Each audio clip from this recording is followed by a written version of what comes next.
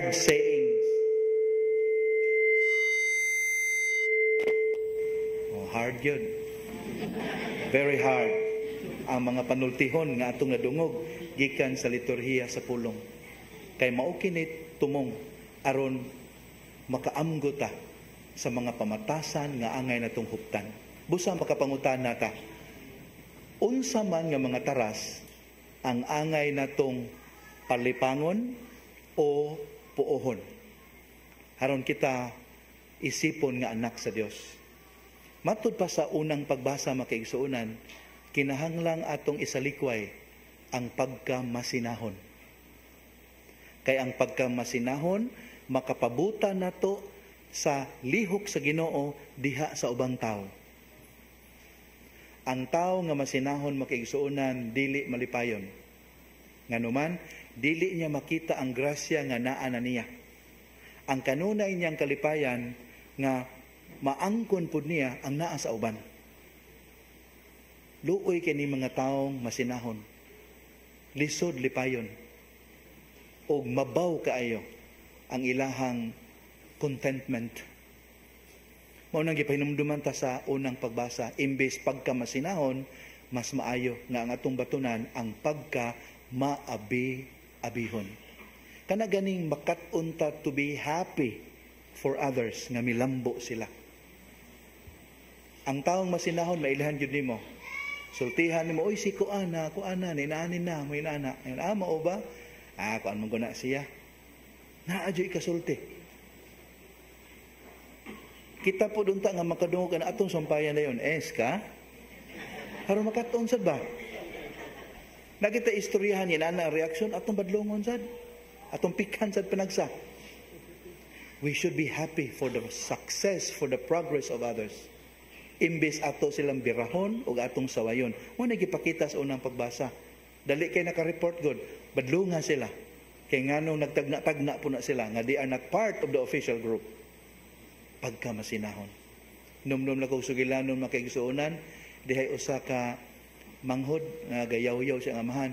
Dad, you're so unfair. Kaya nga naman, why am I unfair to you? Si ate imong gipalitan og bestida. Si ate imong gipalitan og kanang high heel. Si ate gipalitan nimo mahalon nga lipstick. Nya ako wala. You're so unfair. I do not know what kind of a father you are. Ang amahan murag maglibog, malipay siya og mahimuot, gidapog na iya ang bata og giinan. Hoy, abag, nganong palitan man tikaan ang laki man ka? Lahi gyud ning kasina makigsuonan, di na ta mo gamit sa ato ang pangunahuna, ang magpasulabi ang atong pagbati nga dili mao. Kung ang ato ang pangutan-on ang ikaduhang pagbasa makigsuonan, kita tambagan usab nga ang angay nga taras nga atong huptan ang taras sa pagkamangkihatagon, dili ang kahakog. Kay ang kahakog mo ihinungdan nganong mobuhat ta og mga butang nga makapasipala ta sa atong isig kaingon, ilabi na kadtong mga weak and vulnerable. Munay kapait na ning kalibutan na makaigsuonan, ang masayon-sayon ra gyud sa mga gamhanan o mga adunahan kadtong mga way nahot. Kay kung muparang sila sa mga adunahan o gamhanan nga sama nila, igking man pud sila kay suklan man. So ang maalaot kanunay the weak and the vulnerable. And warning to these people who would prey on the weak and the vulnerable, God has taken sides already.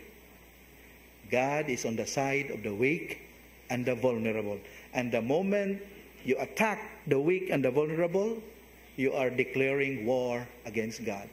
Never forget that. Muna gipahimangno sa kaduhang pagbasa.